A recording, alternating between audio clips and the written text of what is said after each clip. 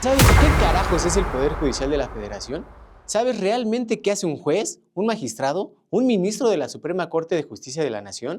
Yo soy David Mata y soy abogado experto en Derecho Constitucional, Amparo, Perspectiva de Género, Derechos Humanos y un apasionado de la inteligencia artificial. Bienvenidos a Jurídicamente Hablando, un programa en donde los expertos en Derecho, David Mata, Jorge Jaimes y Marco Nava, nos explican todo lo que tenemos que saber sobre el Poder Judicial de la Nación.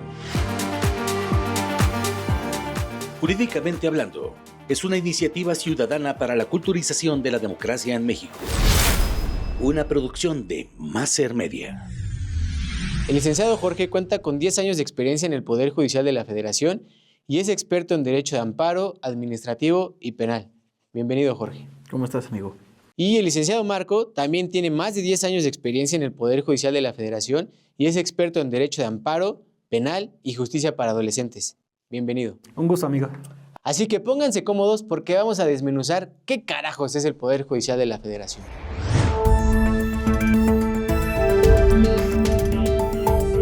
A ver, Marco, explícanos con peras y manzanas qué es el Poder Judicial de la Federación. Claro que sí, amigo. Mira, de entrada tenemos que tener presente que hay 3 poderes, ¿no? El ejecutivo, que normalmente, o más bien lo identificamos como con el presidente; el legislativo, que está conformado por la Cámara de Diputados y Senadores; y el Poder Judicial, ¿no?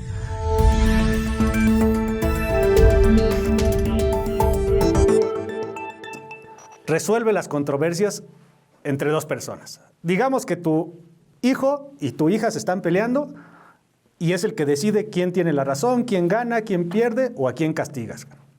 Eso básicamente hace el Poder Judicial en términos sencillos. Y así un poquito más, así fino, Jorge. Pues mira, el Poder Judicial se encarga de dirimir conflictos que se suscitan entre los miembros de la sociedad. Toda la interacción social va a generar problemas y esos problemas son los que tienen que llegar a manos de una persona tercera imparcial que los resuelve. Y con dirimir nos referimos a resolver, ¿no? A resolver los conflictos de la gente entre personas y entre personas y la autoridad, ¿no? Así es.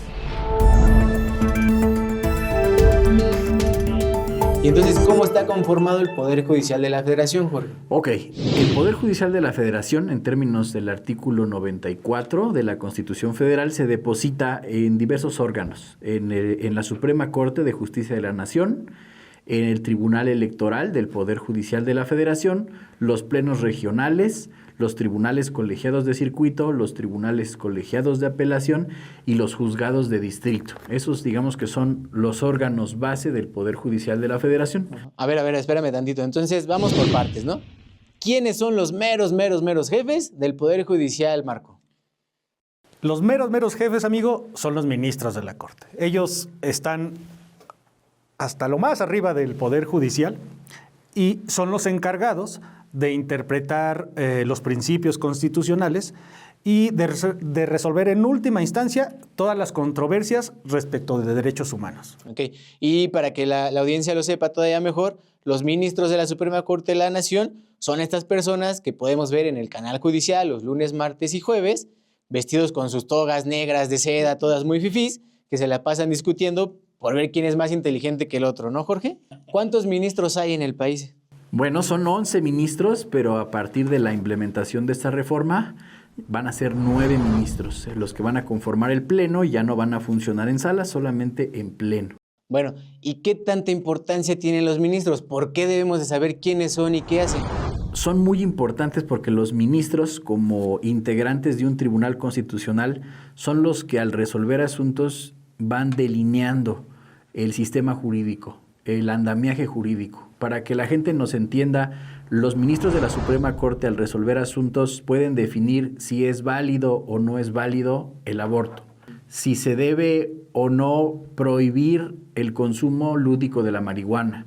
Son los que definen si hay una inconstitucionalidad en alguna norma que prohíbe o que limita que una persona adquiera alguna pensión. Cuestiones cotidianas que nos atañen a todos los días son los que la Suprema Corte resuelve y por eso son tan importantes, porque tienen que ver con el ejercicio de nuestros derechos. Entonces, Marco, gracias a la Suprema Corte de Justicia de la Nación es que yo puedo echarme un churrito de vez en cuando sin consecuencia legal alguna, ¿no? Así es, amigo. Gracias a él, ahorita puedes echarte un churrito hasta que salgamos del programa y no pasa absolutamente nada. Lo haremos con todo gusto. Amigo, nada más una última cuestión. Aquí la Corte es que, por ejemplo, va a poder llegar a decidir si las corridas de toros son legales o no, si se pueden llevar a cabo o no, ¿no? Esa es su importancia. Así es. El tema es que los asuntos tienen que llegar a su instancia, ¿no? Por ser un tribunal constitucional tiene la capacidad de conocer asuntos de tal magnitud, de tal trascendencia que definan, te digo, la cuestión del día a día en nuestras vidas. Ahorita que dices de lo de los toros está muy de moda, ¿no? Exacto. Hay diferentes asuntos que conoce la Corte, no es automático, o sea, hay causas legales, ya sea a través de controversia constitucional, acción de inconstitucionalidad, algún amparo directo en revisión, un amparo en revisión que atrae la Corte. Y los diferentes asuntos que resuelve son cuando puede verificar ese tipo de temas, los analiza, los aborda y define un tema que ya es inmodificable por algún órgano jurisdiccional inferior. Y entonces, si es inmodificable, los ministros de la Suprema Corte de Justicia de la Nación deciden en última instancia si algo es verdadero o es falso, o tienen la última palabra en todo, ¿no? Así es. O sea, podemos decir que sus decisiones son casi verdades absolutas, aunque estén equivocados, ¿no? Así es, amigo. A nivel jurídico, sí. O sea, ya, ¿qué pasa si la Corte se equivoca, por ejemplo? Pues digamos que ya te cargó el payaso, amigo. Ya no hay otra instancia superior. Lo que decide la Corte es definitivo. Ya no puedes ir a quejarte a otro lugar, ya no hay una instancia superior que decida lo que resolvieron los ministros. Ok, o sea, que en la Corte ya no hay bar, Jorgito. No, bueno, dicen que hay un buen restaurante dentro, pero no me consta que haya bar. Con la V, ¿no? Sí, Ese sí, video. sí. Ya nadie le revisa nada No, a la ya Corte. no. O sea que la Corte, la Suprema Corte de Justicia de la Nación es como nuestra mamá, ¿no? Así que cuando ella dice, lo haces y punto porque soy tu madre, así se tiene que hacer. No queda más que el coraje ya. Así es. ¿Los ministros de la Corte ganan bien? Mira, los ministros de la Corte, según recuerdo el último dato del manual de percepciones, deben estar ganando alrededor de unos 200,000 pesos, más algunas prestaciones extraordinarias, algunos bonos, algunas otras cuestiones, pero ese es el salario el que está rondando, cerca de los 200,000 pesos. Que quede claro, creo que es mentira eso, más bien es mentira eso de que dicen que ganan arriba de 500,000 pesos mensuales y que aparte tienen otras prestaciones. En realidad, conforme al manual y la ley de remuneraciones, rondan los 200,000 pesos lo que ganan los ministros, que cabe decir, o sea, son personas sumamente preparadas, salvo alguna que otra excepción últimamente. La última excepción. Y es relativo el salario, ¿no? Digamos, si nos podemos ver una persona que a lo mejor gana el salario mínimo, pues sí es escandaloso, ¿no? 200,000 pesos. Pero si lo vemos comparado con algún empresario, ¿no? Podremos decir que es poco, 200. O sea, es un monto relativo, pero yo lo que quiero hacer énfasis para las personas que nos están viendo es que el grado de responsabilidad y de dificultad que implica su labor no tiene parangón. Sí, es total.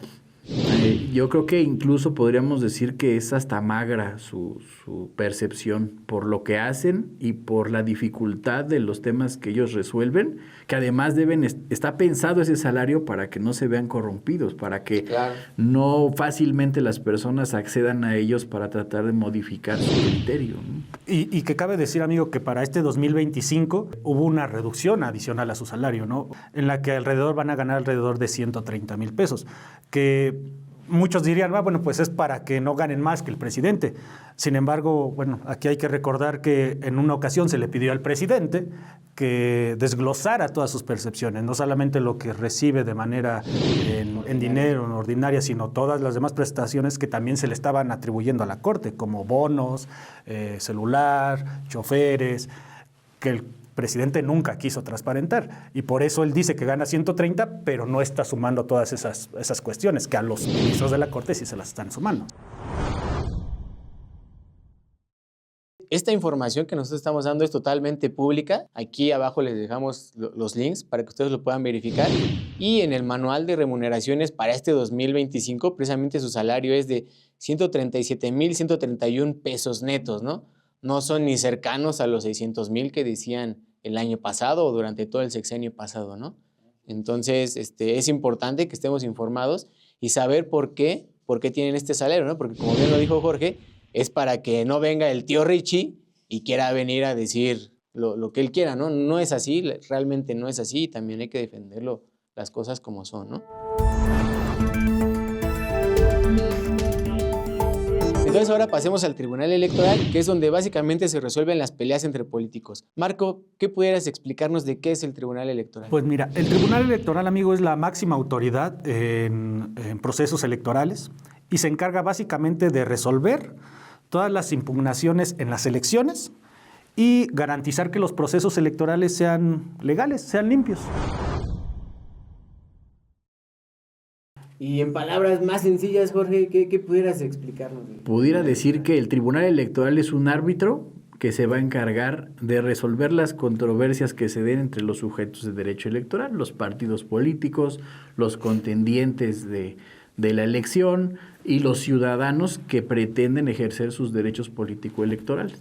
Ok, pero este árbitro pues sí es imparcial, ¿no? No son como los de la Federación de Fútbol, ¿no? ¿O qué opinas, amigo? Pues, es O más o menos, ¿no? Más o menos. No voy a responder nada de eso si no está mi abogado.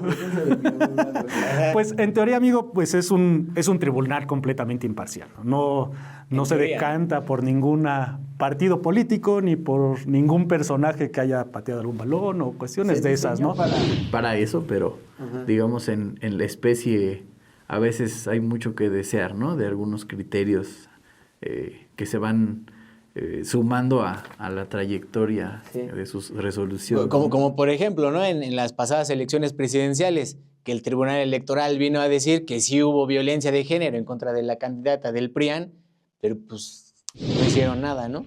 Ahí quedó, si acaso una multa, pero o sea, da igual, ¿no? Realmente. Y decirlo, ¿no? ¿Cuánto tiempo ha funcionado esta última integración, ¿no? De la sala superior, sin dos, si no estoy equivocado, sin dos magistrados. O sea, yo pienso que hay muchas áreas de oportunidad en el Tribunal Electoral, sobre todo de cara a legitimar sus decisiones ante las personas. Así es, amigo, porque, digo, han destacado en sus resoluciones evidentes violaciones al proceso electoral y muy rara vez han ordenado que se vuelvan a repetir esas elecciones. Que esa sería su finalidad, ¿no? O sea, si hay violaciones en el proceso electoral, pues repitámoslos, ¿no? Pero realmente pues, es muy rara vez la ocasión que esto vaya a suceder y sobre todo cuando pasa, pues es en elecciones de alcaldes, ¿no? Y eso es lo que hace que pierda credibilidad, porque a la gente lo que le interesa con el Estado de Derecho es que se cumpla realmente, las instituciones funcionen y las leyes se cumplan. Entonces se vuelve una promesa vacía en donde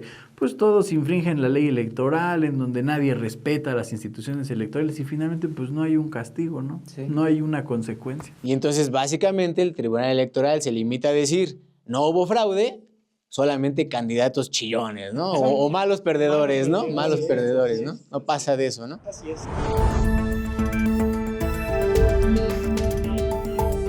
Y entonces, después del Tribunal Electoral, también nos mencionaste, Jorge, que hay un Tribunal de Disciplina, ¿no? ¿Qué hace este Tribunal de Disciplina? Bueno, este Tribunal de Disciplina es una institución novedosa con motivo de la reforma y viene a ser, para que la audiencia nos pueda entender, una suerte de policía del Poder Judicial. Es decir, van a ser magistrados que van a tener a su cargo resolver cuestiones relativas a la disciplina de los integrantes del Poder Judicial de la Federación. O sea, magistrados que van a juzgar a magistrados. Así es, amigo. La función principal básicamente del Tribunal de Disciplina es recibir y tramitar las denuncias contra cualquier trabajador del Poder Judicial y, por otro aspecto, evaluar y desempeñar el cargo de los magistrados y jueces. Por ejemplo, si Jorge menciona que es una nueva creación de esta reforma judicial, entonces, anteriormente, para que nuestros amigos nos entiendan, anteriormente los jueces y magistrados no eran juzgados. ¿O qué pasaba? ¿No había disciplina al interior? Evaluados. Había lo que todavía sigue funcionando actualmente, que es el Consejo de la Judicatura Federal, que ahora, con motivo de la reforma, va a ser sustituida por un... Ya no va a haber más consejo. No, va a haber un órgano de administración judicial, pero va a desarrollar solamente funciones de carácter administrativo y las funciones disciplinarias las va a llevar a cabo el Tribunal de Disciplina Judicial. Pero para que la gente nos entienda y lo tengan presente, no es que antes no se evaluara a los juzgadores, no es que no hubiese sanciones para los juzgadores, sí las había. Nada más que el Consejo de la Judicatura Federal era quien tenía a su cargo esos procedimientos. Los iniciaba, los sustanciaba y los resolvía. Que nada más como dato adicional, amigo, estaba revisando las estadísticas del Consejo y en la Secretaría Ejecutiva de Disciplina, que era el que se encarga de vigilar a lo de los jueces y magistrados, aparece que en el año 2024 hubo 3,586 quejas, denuncias y procedimientos disciplinarios. No dice cuántos ya se resolvieron ni cuántos terminaron en sanción o no, pero pues está rondando los 4,000 procedimientos y denuncias. O sea, sí había vigilancia, sí había disciplina, pero simplemente es un tribunal de nueva creación, ¿no? Ahora, ¿creen que vaya a funcionar, Marco? ¿Este tribunal de disciplina, crees que vaya a funcionar? Híjole, pues yo creo que es como cuando el profe te dice, pues pórtate bien, ¿no? Y si no te va a castigar, ¿no? Más o menos así. La verdad es que pareciera que tiene una buena intención, sin embargo, existe peligro que se convierta en una, pues, santa inquisición para los juzgadores, una ¿no? cacería de brujas, ¿no? Para todo el personal, porque dentro de esas funciones va a evaluar el cómo decide un juzgador, ¿no? Se va a meter al criterio jurisdiccional de un juzgador. Que antes con el Consejo de la Judicatura no existía, ¿no? No existía. El Consejo vigilaba que resolvieras en tiempo, que revisaras constancias y hasta ahí, ¿no? Pero no se metía al criterio de cada juez. El Tribunal de Disciplina ahora se va a poder meter. No va a cambiar el sentido de la resolución, pero sí va a juzgar al juez conforme al criterio que emite. ¿Y esto no es riesgoso, Jorge? No, pues esto es, me parece, lo más esencial de la reforma, porque en su momento puede tener más importancia el criterio que vaya asumiendo el Tribunal de Disciplina Judicial que los propios ministros de la Suprema Corte. Esto que en apariencia, dice Marco, se hizo con una intención de que no hubiera fallos desapegados a la legalidad, ¿no? A la constitucionalidad, se puede convertir en algo muy pernicioso, porque si ese Tribunal de Disciplina Judicial empieza a ir definiendo el camino de los criterios, pues entonces ya no tendremos jueces libres, ni magistrados libres, ni independientes. ¿No? Y entonces, de inicio, pues podremos decir que ya se erosionaría la independencia judicial como un valor esencial de la administración. Y lo cual es riesgoso no solo para el juez, sino también para la ciudadanía en general, porque básicamente, lo explicamos de una vez, el juicio de amparo está diseñado para defender a las personas, los derechos humanos de las personas, de los actos de autoridad, ¿no?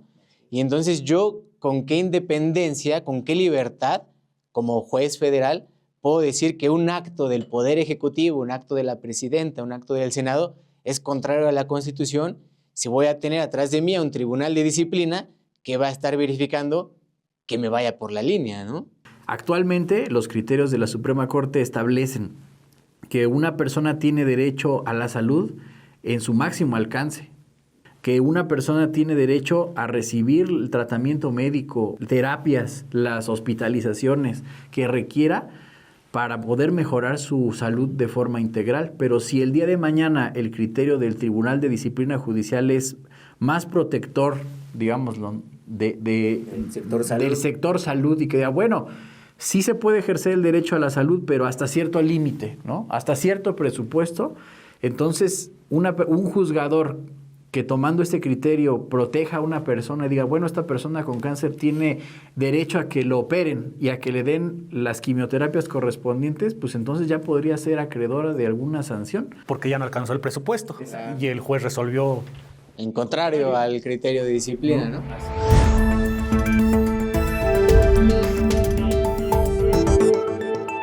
Este tribunal de nueva creación, dentro de sus funciones, también va a estar juzgar a los propios ministros de la Suprema Corte de Justicia de la Nación, ¿no? Entonces, así como que meros jefes los ministros ahora, pues ya quién sabe, ¿no? Así es, amigo, porque, supuestamente es la cabeza del Poder Judicial en cuanto a criterios jurisdiccionales, pero como bien lo dicen, si esos criterios jurisdiccionales están encaminados por el Tribunal de Disciplina, que se encarga de revisar que ellos no vayan en contra de los intereses del... Lo que se llama ahorita el orden público, ¿no? Esa frase como que muy rimbombante y que se escucha muy popular, pero que es etérea, ¿no? Que es hacerle caso a la autoridad, Así ¿no? es, El ¿no? orden público. El orden público es anteponer el bien de las mayorías sobre el de las minorías y no siempre esto es correcto, ¿no? Entonces eso lo vamos a ver. Y la novedad es que la Corte, antes de la reforma, pues no era sujeta de alguna responsabilidad disciplinaria, ¿no? O sea, el Consejo no tenía el poder de disciplinar a los ministros de la Suprema Corte. Digamos que se autorregulaban y eso cambia con la reforma. Ahora también los ministros van a ser sujetos de verificación disciplinaria por parte del Tribunal de Disciplina Judicial y eso pues vamos a ver cómo se da esa interacción. Riesgoso. ¿Sí? Mencionamos ya a la Suprema Corte de Justicia de la Nación, al Tribunal Electoral, al Tribunal de Disciplina y ahora los plenos regionales, ¿no?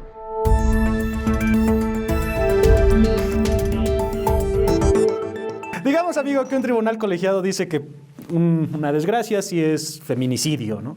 Y otro tribunal colegiado dice que no, ¿no? Y entonces, para unificar criterios, están los plenos regionales, ¿no? Para determinar, atendiendo a cada circunstancia, un colegiado dijo que sí, un colegiado dijo que no, y entonces, básicamente, determinar cuál de los dos criterios es el que debe de prevalecer. La razón de ser de los plenos es para que haya seguridad jurídica. ¿Sí me entiendes? No puede ser que en un estado de la República se resuelva de forma A y en el estado colindante se resuelva de forma B. Lo que pretenden los plenos regionales es unificar los criterios para que las personas tengan conocimiento de cuáles son las consecuencias de ciertos actos y para que sepa también cómo acceder a ciertos derechos. O sea, la inseguridad jurídica viene cuando, por ejemplo, en Aguascalientes dicen que el aborto es legal y en Zacatecas no es legal, ¿no? Entonces ahí, como no sabemos a quién hacerle caso, para eso se instituyen los plenos regionales, para que ellos resuelvan esa contradicción, ¿no? Sí, digamos que es un tribunal de última instancia en materia de legalidad. Así como la Corte es el tribunal en última instancia en materia de constitucionalidad, los tribunales colegiados de circuito son la última instancia en materia de legalidad. Eso no quiere decir que los asuntos que resuelvan los colegiados de circuito no pueden ser revisables por la Corte. Te doy un ejemplo. O sea, aquí sí hay bar. Aquí sí hay un bar, digámoslo. Por ejemplo, los amparos directos, si cumplen con ciertas especificidades que dice la ley de amparo, principalmente para que la gente nos entienda que son criterios de importancia y trascendencia para el orden jurídico nacional, pueden ser sujetas a la revisión en la Suprema Corte de Justicia de la Nación, pero o sea, por no cualquier asunto. Sí, no cualquier asunto. La idea es que el Tribunal Constitucional, que es la Corte, resuelva la menor cantidad de asuntos posibles, pero por ello de mayor trascendencia. O sea, solamente asuntos que por su naturaleza sean tan importantes que definan cómo va a ser el sistema jurídico de todos los operadores. ¿Existen otros tribunales colegiados en el Poder Judicial de la Federación, aparte de los de circuito? Sí, amigo, tenemos los tribunales de apelación, que digamos a nivel federal es nuestra segunda instancia, ¿no? Ok, entonces la primera instancia es un juicio normal, la segunda instancia es quien conoce el recurso de apelación, y entonces estos tribunales colegiados de apelación son los que deciden si te la apelas o no, ¿no? Y nada más explicar que son tribunales colegiados porque están compuestos por 3 magistrados, ¿no? Así es. Y otra particularidad es que los tribunales colegiados de apelación también pueden conocer de juicio de amparo indirecto contra actos de otros tribunales colegiados de apelación. Es decir, un juzgado de distrito no puede conocer de la constitucionalidad de actos de un tribunal colegiado de apelación, porque para el juez de distrito sí es superior jerárquico un tribunal colegiado de apelación.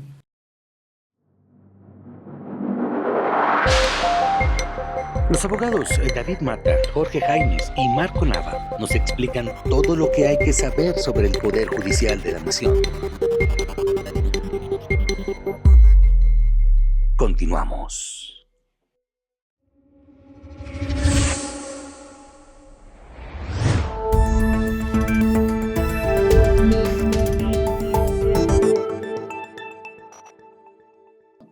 Marco, ¿Qué son los juzgados de distrito? El juzgado de distrito es el primer, normalmente a nivel federal, es el primer contacto que la ciudadanía tiene con el Poder Judicial Federal, ¿no? O sea, son las trincheras del Poder Judicial. Somos las trincheras, digamos que somos como el doctor Simi del Poder Judicial Federal. Es el primer contacto que nosotros tenemos con los justiciables a nivel federal, ya sea en un procedimiento ordinario, un juicio de amparo, en el que pues básicamente revisamos si un acto de autoridad, sea un ayuntamiento, sea una Secretaría de Estado, el acto que emitió respeta los derechos humanos o no del gobernador. Básicamente, si ordenan demoler tu casa, pues determinamos si es correcto o no, si respeta o no los derechos humanos. Si te embargan tu casa, si te cortan el agua, es lo que nosotros determinamos si respeta derechos humanos o no esa determinación. O sea, el juzgado de distrito conoce de más cosas, pero mayormente del juicio de amparo indirecto, ¿no? Pues digamos que es el juicio que más le incumbe a la gente, porque es el juicio que tienen las personas contra las autoridades. Es el juicio en el que pueden hacer valer sus derechos humanos. Porque los juzgados de distrito también hay juzgados de distrito, por ejemplo, en materia de procesos penales federales, del sistema penal anterior. Hay juzgados de distrito que ahora los nuevos juzgados con la implementación de la reforma laboral. Hay juzgados de distrito con la implementación de la reforma penal, que son los centros de justicia penal federal. Hay juzgados mercantiles federales y hay juzgados incluso especializados en materia de concursos mercantiles. Entonces, digamos, el juzgado de distrito sigue siendo materia federal, pero primera instancia. Pero dentro de esta primera instancia también se encuentra el juicio constitucional, el juicio de amparo, que son los juicios que la gente conoce por excelencia como el amparo, ¿no? Es muy tradicional en México que aunque no tengamos una cultura muy amplia de la legalidad, la gente sí dice, pues saca un amparo o me voy al amparo, ¿no? Es una frase muy coloquial. Y los juzgados de distrito en materias de amparo, a veces hay mixtos, a veces hay semi-especializados, hay especializados, son los que conocen de este tipo de juicios específicos que son juicios de amparo.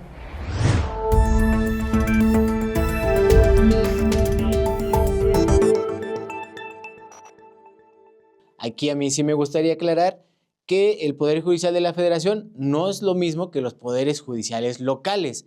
Eso es tema y aparte. Y nada más así muy concretamente, Jorge, ¿qué es el Poder Judicial local?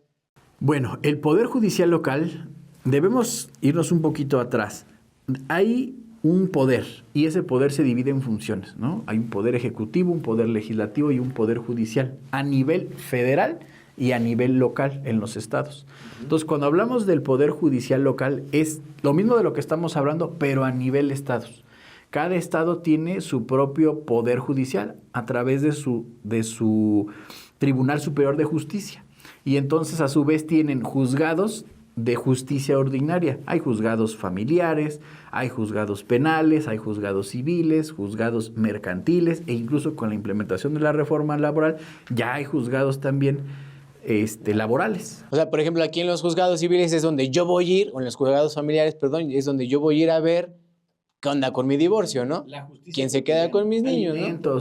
El divorcio, convivencias, los despidos, una vinculación a proceso por la comisión de una conducta delictiva. El Poder Judicial local es, digamos, el primer contacto de justicia cotidiana con el ciudadano. Y el Poder Judicial federal, en contraparte, digamos que es esta misma instancia, pero a nivel federal o como órganos revisores, por ejemplo, en materia de amparo y colegiados de apelación, colegiados de circuito respecto de lo que hacen los tribunales de justicia de los estados. O sea, asuntos un poco más complejos, el federal. Así es, digamos que son órganos de revisión de la labor jurisdiccional de los órganos locales de justicia.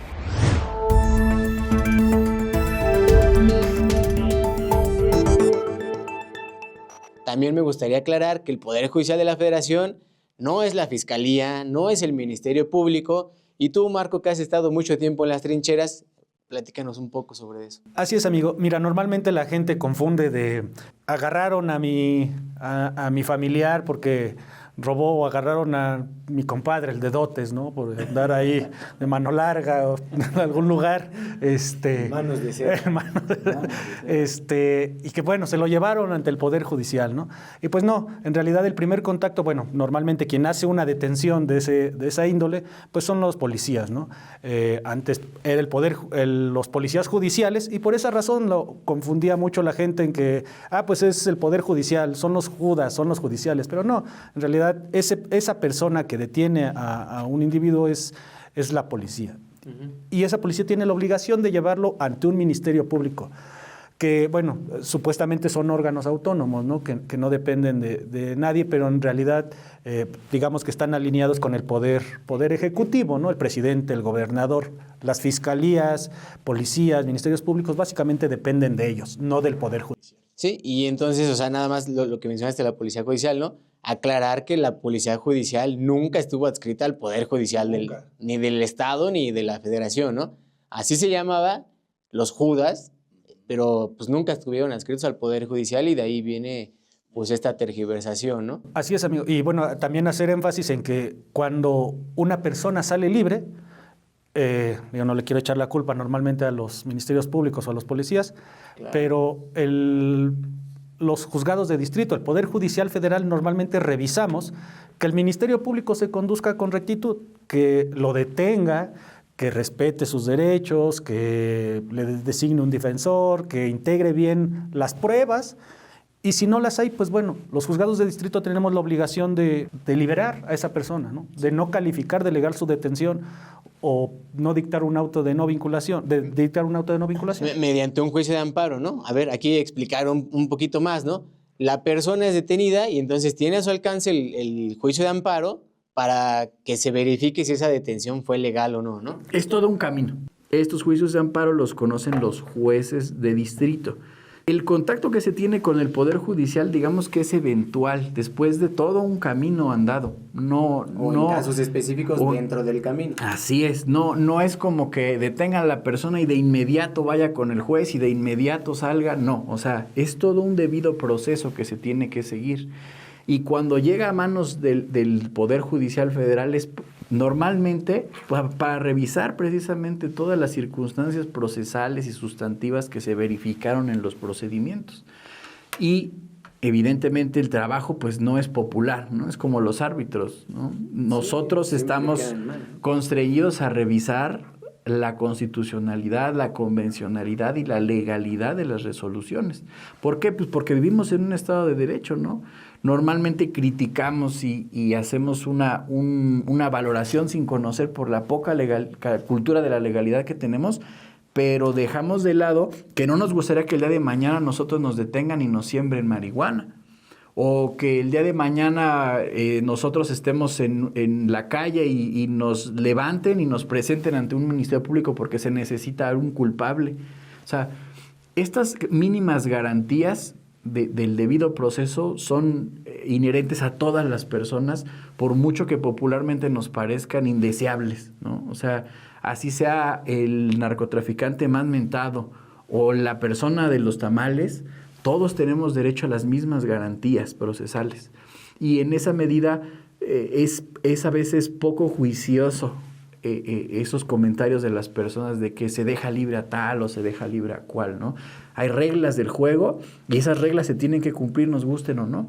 Y para eso hay toda una serie de instituciones que tienen que hacer su trabajo como debe de ser, ¿no? No podemos echarle la culpa al del final cuando todas las instituciones que estuvieron participando en el proceso pues no hicieron su trabajo adecuadamente. Sí. Y nada más para complementar y concluir la idea de mi amigo Jorge, que esas reglas que él dice que se tienen que respetar no las establecieron los juzgadores, las establecieron los legisladores. En realidad los juzgadores debemos verificar que esas reglas que establecieron los propios legisladores se cumplan. Y si no se cumplen, pues la consecuencia es dejar a alguien en libertad, ¿no?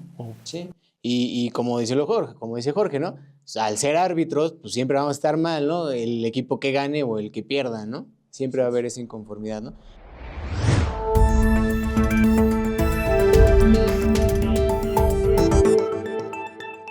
Ser juez de distrito o magistrado de circuito, ¿era difícil? ¿Era muy difícil llegar a ese cargo? Sí. ¿Cómo se elegían antes, Jorge? Se elegían por exámenes de oposición. Eran 3 exámenes los que se les realizaban. Un examen de conocimientos generales muy complejo. Un examen a partir de la realización de un proyecto de sentencia en indistinta manera. No se les decía a las personas que lo iban a realizar. Y además un examen oral ante un sínodo compuesto por magistrados, jueces ratificados o incluso hasta consejeros del Consejo de la Judicatura Federal.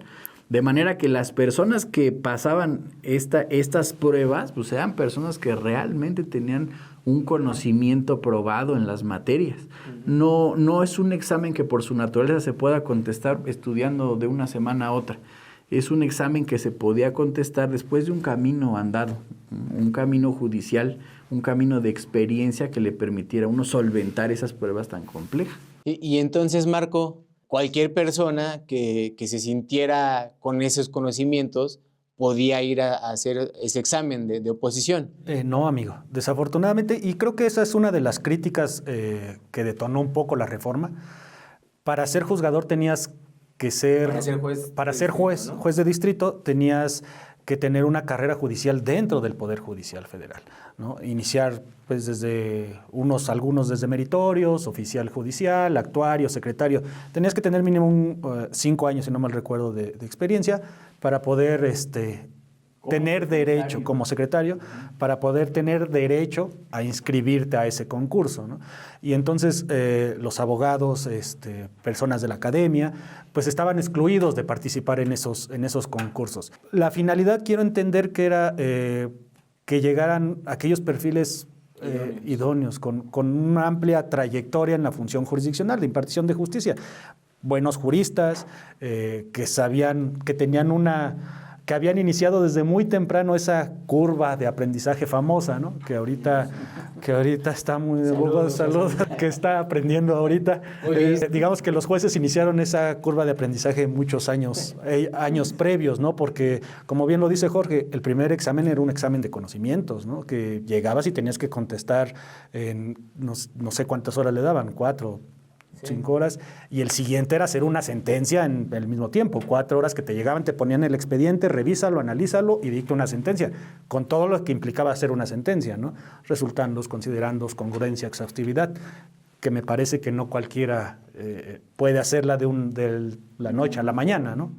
Pero y entonces, si era un coto cerrado el Poder Judicial de la Federación, ¿no? O sea, no podías llegar si no hacías toda esta carrera judicial. Pero tenía su razón de ser, ¿no? La carrera judicial, como bien lo dijo Marco, era buscar los perfiles idóneos, al menos en el ámbito académico, intelectual, de conocimientos para las personas juzgadoras, ¿no? Ahorita con lo que estabas platicando de la curva de aprendizaje, esto aplica solamente para jueces y magistrados, ¿no? Juezas y magistradas. Los ministros de la Corte no llegaban así, ¿verdad? Los ministros de la Corte también venían de diferentes esferas. Pero sí. A mí me parece que anterior a los últimos años era muy cuidado el perfil. O sea, aunque eran a veces ministros que no venían de la carrera judicial, eran grandes ministros. Pero ahora me parece que se han despreciado a los perfiles. Y pues nos está dando los espectáculos que estamos viendo, ¿no? En el pleno. O sea, ahora de hace 2 años para acá. Y lamentablemente, pues, el justiciable es el que se ve perjudicado y la opinión pública es la que se lleva ideas distorsionadas de lo que realmente se resuelve en el Tribunal Constitucional.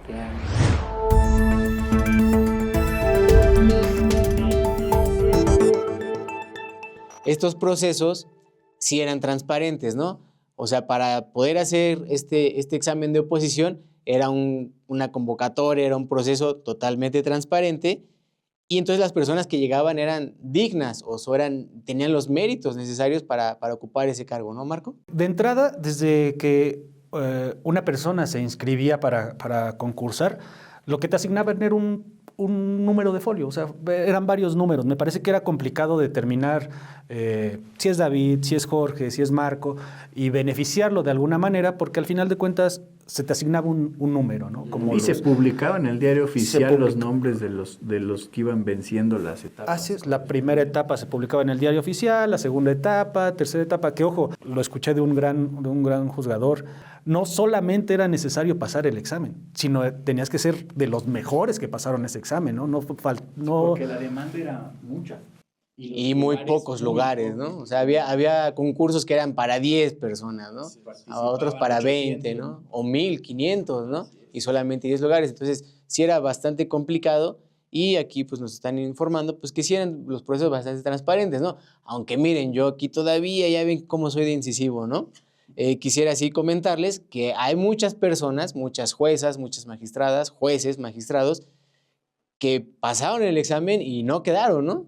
Y entonces tuvieron que interponer un recurso de revisión ante la Corte y resulta que ya la Corte le decía, no, pues ¿sabes qué? Que siempre sí pasaste, ¿no? Desde el principio. Entonces, a mí eso también me genera dudas, suspicacia, respecto de la transparencia de esos procesos. ¿Qué nos puedes decir? Pues yo creo que sí genera un poco de suspicacia, pero las sentencias son públicas. Todos esos recursos de revisión resueltos por la Corte son fácilmente localizables, incluso hasta en Google. Y si no, directamente en la página de la Corte uno puede revisarlas y no hay mejor manera de verificarlo que leyéndola, ¿no? A veces eran cuestiones de que no estaban bien contabilizados los reactivos, de que a veces no estaban bien planteadas las preguntas, sobre todo porque no estamos hablando de preguntas como las que uno conoce en un examen tradicional. Entonces yo creo que leyendo esas sentencias podríamos advertir en qué casos pudiésemos hablar de un error, una suspicacia, y en cuáles definitivamente la persona que sustentó el examen pues lo acreditó y debía haber sido señalada como vencedora porque a lo mejor no calificaron adecuadamente su examen, porque a lo mejor se repitió alguna pregunta, algún reactivo, no lo sé, o sea, caso por caso. O en ocasiones que incluso no le tomaron en consideración los grados académicos, ¿no? Porque basta decir también que no lo registró o pues no se valoró, no sé, un doctorado, un una aspecto maestría. importante era ese también, el grado académico de las personas. Porque basta decir que, por ejemplo, si teníamos el mismo 9, Jorge y yo, si Jorge tiene más especialidades, tiene unas maestrías, tiene doctorados, pues digo, el 9 de Jorge vale más que el mío, ¿no? Claro, ¿no? O sea, lo que decíamos es los perfiles idóneos a través de la carrera judicial y de la preparación académica, ¿no? Que ahorita quedan un poco de lado con la reforma, pero ahorita hablamos de ellos. Yo quisiera todavía preguntarles un poquito más, porque aquí la audiencia necesita saberlo, tiene derecho a saberlo. Ustedes bien recuerdan, como trabajadores que somos todos del Poder Judicial, que hace unos 4 o 5 años por ahí hubo un concurso de jueces en el que incluso se vendieron los exámenes, hubo personas al interior del consejo que vendió los exámenes, y entonces, ¿dónde está esa transparencia? O sea, a mí ¿qué me garantizaba como integrante del Poder Judicial de la Federación o como justiciable, como la ciudadanía, que esas personas realmente fueran las idóneas y que no estuvieran comprando los exámenes o haciendo barbaridad y media para ser designados jueces? Sí, claro, fue un tema, yo creo que sonado y que fue un tema de desprestigio para todo el Poder Judicial. Todos los que se inscribieron, básicamente el concurso quedó desierto en realidad, se anuló ese concurso. Todos los que habían interpuesto sus recursos de que no pasaron la primera etapa, pues igual, ¿no? Pero me parece que... Y hubo investigación, ¿eh? De hecho, cesaron. Yo tengo conocimiento que cesaron al entonces titular del Instituto de la Judicatura Federal. O sea, me parece que sí fue un tema que desprestigió al Poder Judicial, sin lugar a dudas. Sobre todo puso en tela de juicio si en realidad, como dices, David, si los que estaban ahí en realidad ganaron su cargo, ¿no? Su adscripción. Pero creo que el Consejo pues, realizó una investigación. De entrada, pues ese concurso se desestimó. Todas las personas que se logró acreditar que participaron, que lo compraron el examen, pues fueron sancionadas, fueron cesadas, ¿no? Saludo a los litigantes que salieron. Tú sabes que te hablo a ti, amigo, ¿no? O sea, quedaron fuera incluso algunos del Poder Judicial precisamente por esa mala práctica que hicieron, ¿no? Fue ejemplar, me parece que las sanciones que... O sea, entonces, básicamente sí son ciertos estos rumores, sí es verdad, la información es verificable, pero el Consejo de la Judicatura actuó legalmente y sancionó a quien tenía que sancionar, ¿no? Entonces, a través de la disciplina que manejábamos hace rato, ¿no? Y esto sigue garantizando que sí llegaban los mejores perfiles jurídicamente hablando, ¿no? ¿Por qué jurídicamente hablando? Porque yo creo que a veces no tomamos en cuenta o no se tomaba en cuenta algunas habilidades que debían haberse considerado para la selección de los titulares. A veces no basta con que un titular sea un experto en la materia. ser un experto jurídico. Yo creo que también hay otras cualidades que se necesitan para ser juez y magistrado. Como la inteligencia emocional, ¿no? Por supuesto, ¿no? La inteligencia emocional, el saber cómo manejar recursos humanos, El cómo liderazgo. todos esos aspectos que a veces, si de por sí el trabajo es complicado, la carga es abrumadora y no teníamos esas herramientas, pues a veces por eso se dieron diversas circunstancias que justo fueron materia de investigación en muchísimos procedimientos, ¿no? Yo creo que a lo mejor era un aspecto a mejorar. Sí. El hecho de que se tomaran en cuenta otras cualidades. Y que el Consejo lo ha tratado de hacer, ¿no? O sea, realmente en los últimos años sí ha implementado mucho curso de inteligencia emocional, de liderazgo, de manejo de recursos humanos, incluso de manejo de recursos materiales también, porque pasa mucho, ¿no? Entonces, el Consejo se percató de todo ello y lo ha tratado, o sea, lo afrontó y pues yo creo que iba por buen camino, pero entonces, ¿qué pasó? O sea, ¿qué fue lo que, si con todo lo que hemos hablado podemos decir que sí llegaban personas idóneas, al menos jurídicamente hablando, a estos cargos?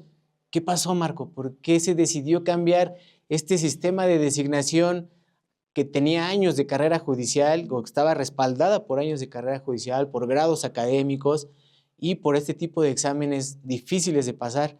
¿Por qué quitarlo y por qué ahora mandarlos a una elección popular para que sea la ciudadanía quien escoja? Mira, pues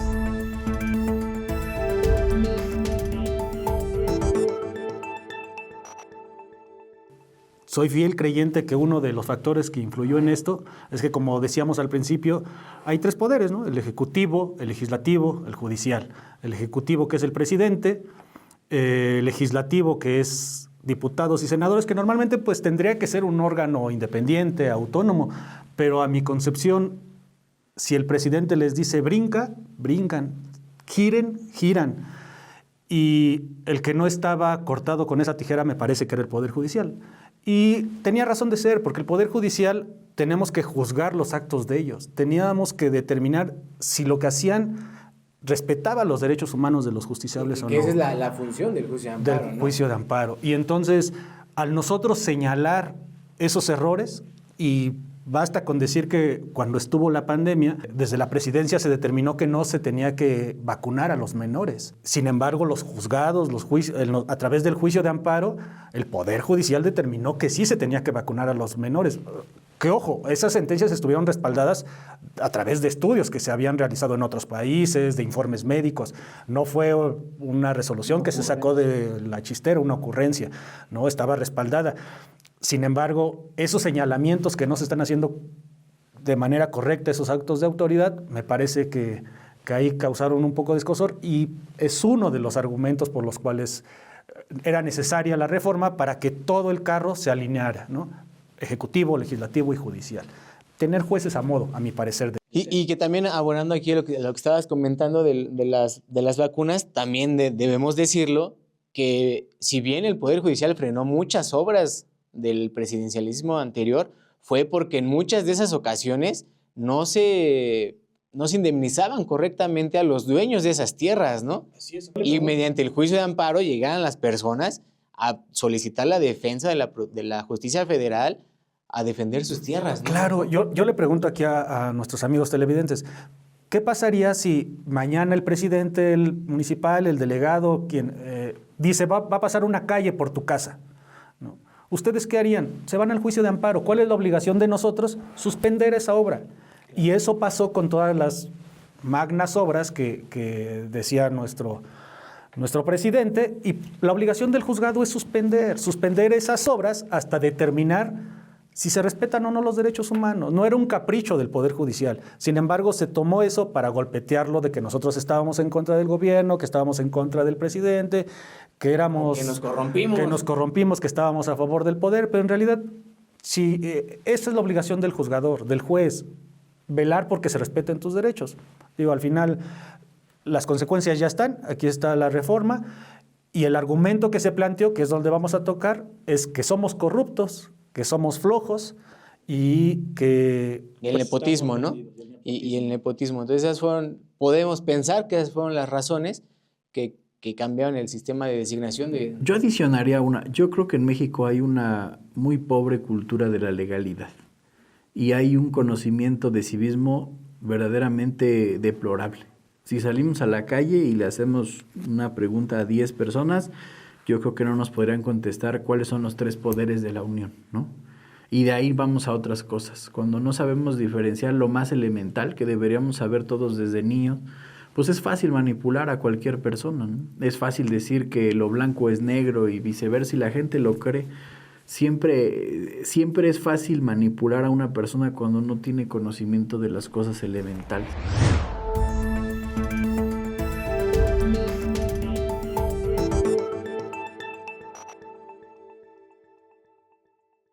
Pero bueno, amigos, eso es lo que tenemos y hay que participar, porque el Poder Judicial de la Federación es como el Wi-Fi. Aunque nadie entienda cómo funciona, cuando falla, todos lloran. Los abogados David Mata, Jorge Jaimes y Marco Nava nos explican todo lo que hay que saber sobre el Poder Judicial de la Nación. Una producción de Maser Media.